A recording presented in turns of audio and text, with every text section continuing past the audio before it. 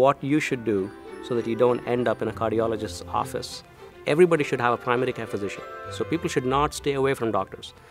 Yes, I would love if people stay away from cardiologists, but not from internal medicine doctors, because prevention is better than cure. There are specific preventive measures that can be instituted way in advance to prevent development of disease.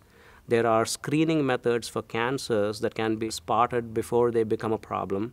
They can be curable at that stage. And there are specific guidelines from the United States Preventive Services Task Force, for instance, that give us information on what to screen for, etc. So do not stay away from your internist.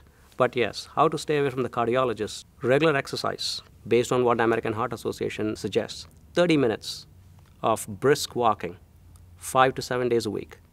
And by brisk, I mean walk fast enough so that it's hard to keep a conversation.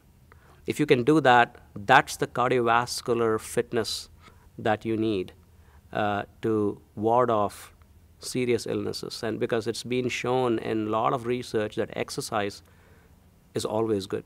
The second thing I would say is to make sure that you don't become a diabetic without you knowing about it. Picking things up early, especially diagnosing pre-diabetes, is important because in most situations, people who get diagnosed with diabetes have been diabetic for a few years before that, and that's when damage starts happening. The third thing would be high blood pressure.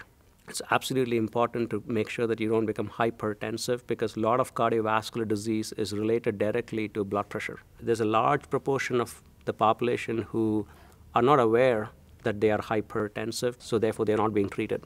And then they develop complications as a result of it. And those complications tend to be cardiovascular complications.